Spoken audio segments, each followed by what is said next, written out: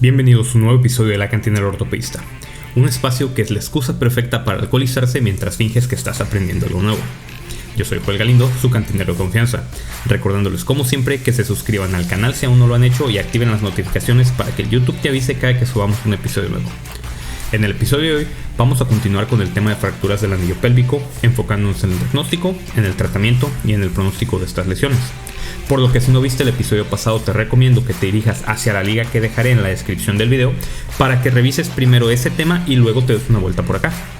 Sin más por el momento, te invito a que tomes tu bebida favorita, te relajes y me acompañes a revisar el tema de fracturas del anillo pélvico, parte 2. Empecemos.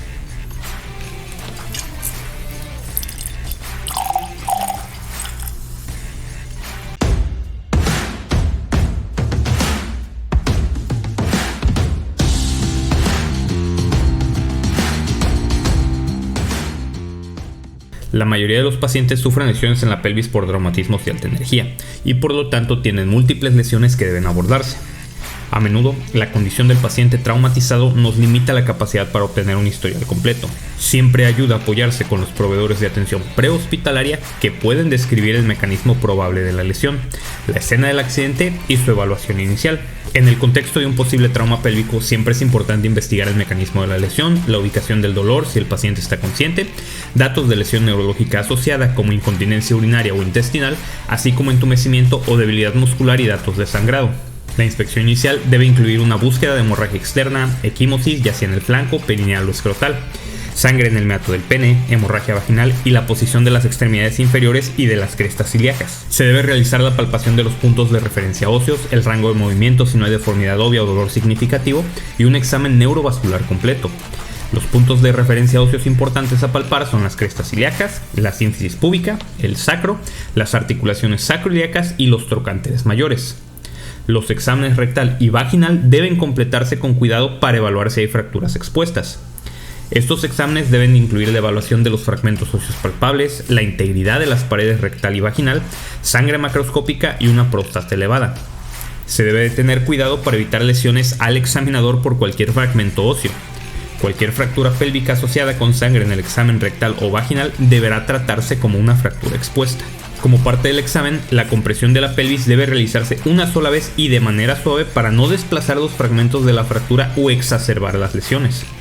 La presión debe dirigirse hacia atrás y medial, ya que el objetivo es sentir una fractura inestable cerrándose, no desplazar o abrir más una lesión inestable, no sean cabrones. En pacientes traumatizados con escalas de coma de Glasgow de entre 14 o 15, la exploración física es muy sensible para detectar fracturas pélvicas importantes, pero no debemos de confiar en el examen físico en pacientes traumatizados gravemente lesionados o intubados, ya que en una serie prospectiva el examen físico omitió el 20% de las fracturas pélvicas quirúrgicamente significativas en tales pacientes. La enseñanza tradicional en el ATLS consiste en obtener una radiografía de pelvis anteroposterior portátil en todos los pacientes traumatizados que se sospecha que tienen una lesión de la pelvis sobre la base del mecanismo o los hallazgos físicos. Sin embargo, muchos médicos cuestionan la utilidad de una radiografía simple en la detección de fracturas de pelvis en pacientes con traumatismos cerrados hemodinámicamente estable. Varios estudios han encontrado que la radiografía simple tiene una sensibilidad limitada y ningún efecto sobre el tratamiento en estos pacientes. Una advertencia importante de estos estudios es que todos los pacientes se sometieron a tomografías computarizadas que fueron las que guiaron el tratamiento. Sin embargo, en hospitales sin tomografía y en pacientes hemodinámicamente inestables deben realizarse radiografías portátiles de pelvis. Una vez que el paciente se ha estabilizado y otras lesiones se han tratado adecuadamente, se pueden realizar radiografías especializadas.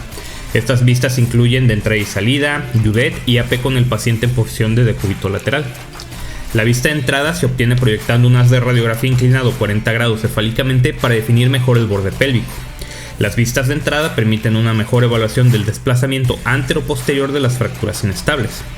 La vista de salida utiliza un haz de radiografía inclinado 40 grados hacia caudal para evaluar mejor el sacro y las articulaciones sacroiliacas y cualquier desplazamiento superior o inferior de fracturas inestables. Para obtener vistas de Judet que son utilizadas para evaluar el acetábulo, se gira al paciente 45 grados a cada lado creando vistas oblicuas ilíacas y obturadoras oblicuas. El oblicuo ilíaco resalta la columna posterior y la pared anterior del acetábulo, mientras que el obturador ilustra la columna anterior y la pared posterior, pero de esto hablaremos en el episodio sobre fracturas acetabulares laterales que vienen la siguiente semana.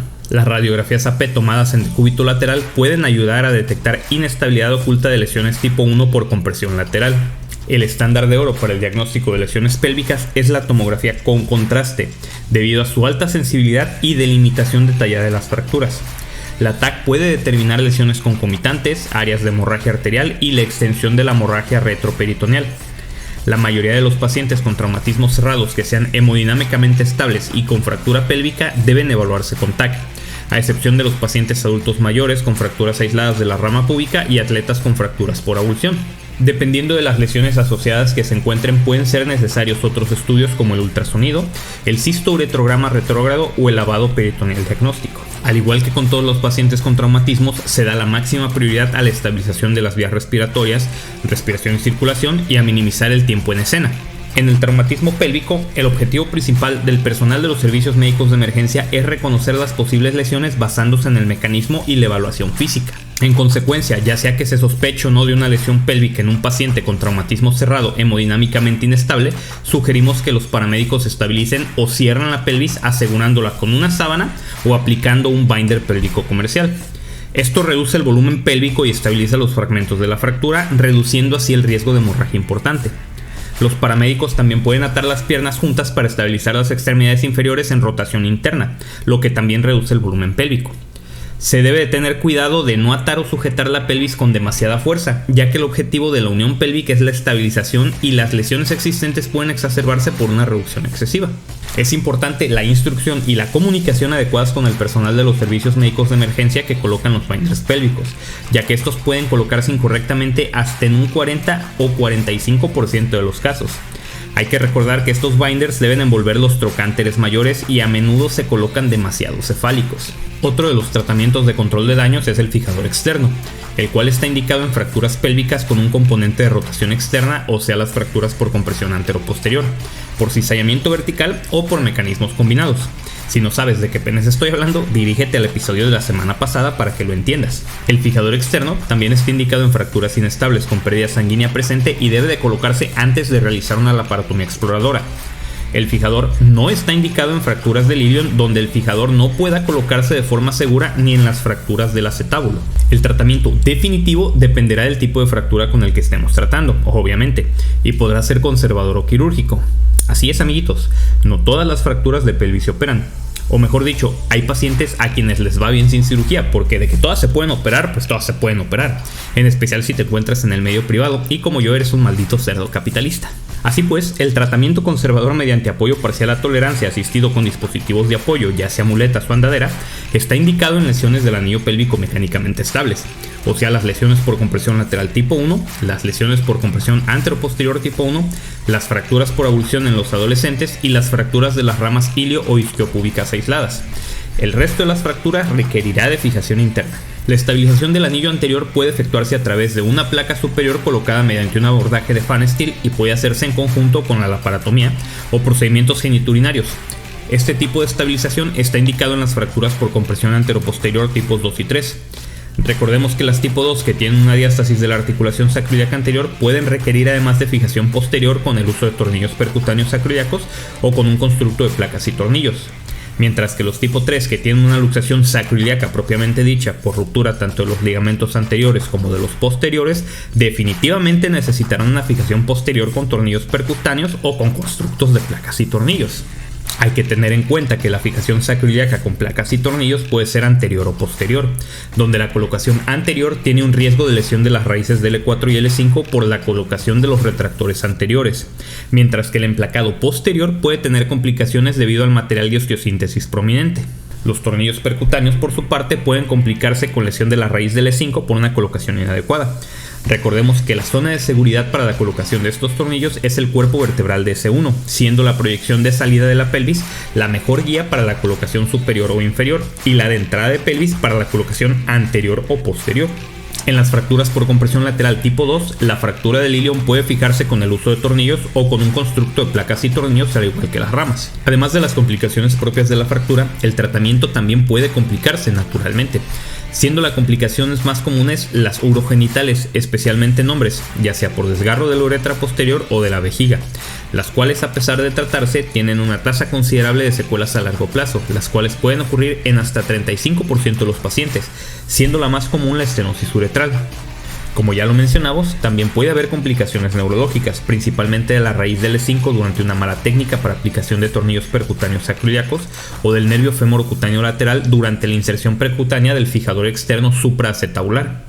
La enfermedad tromboembólica también es común, presentándose una trombosis venosa profunda en cerca de 60% de los pacientes y una tromboembolia pulmonar en 27%. Otras complicaciones incluyen la inestabilidad crónica, que es una complicación rara y se ve más comúnmente en las fracturas manejadas de forma conservadora. Y por último, pero no menos importante, la infección del sitio quirúrgico. Así pues, las fracturas del anillo pélvico tienen una alta prevalencia de dolor crónico y malos resultados funcionales. Los factores que se han visto relacionados con estos malos resultados funcionales son una incongruencia sacroiliaca de más de 1 centímetro, un alto grado de desplazamiento inicial, una consolidación viciosa o un desplazamiento residual, discrepancia de miembros pélvicos de más de 2 centímetros, lesión neurológica y lesión uretral. Y por último, hay que mencionar que las fracturas pélvicas tienen altas tasas de mortalidad, siendo de hasta el 15% en fracturas cerradas y de hasta el 50% en fracturas expuestas, siendo la hemorragia la causa principal de muerte en estos pacientes, a excepción de las fracturas por compresión lateral, donde el trauma cráneoencefálico cerrado es la principal causa de muerte.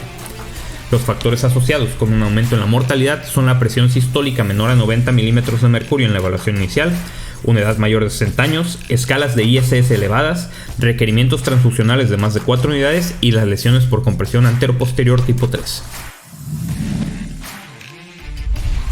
Esto fue todo por el episodio de hoy.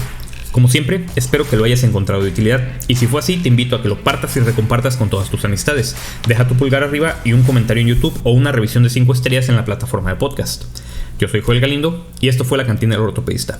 Me despido de ti, como cada semana, recordándote que te portes mal, lo hagas bien y nos vemos hasta la próxima.